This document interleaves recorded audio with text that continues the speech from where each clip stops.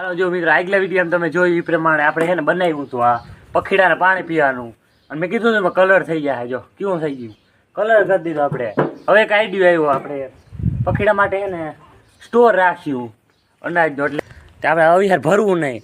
તો જે આ બોટલ લીધો એમાં હોલ કરી નાખ્યો, ચડાવી દે. હું આખો બોટલ ભરેલો હે, ઘટે નહીં.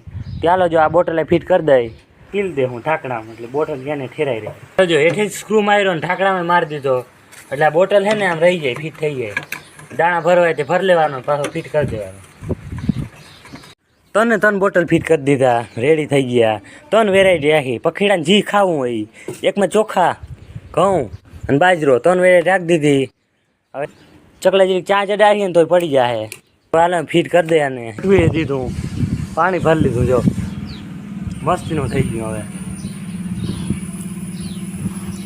થઈ ગયું.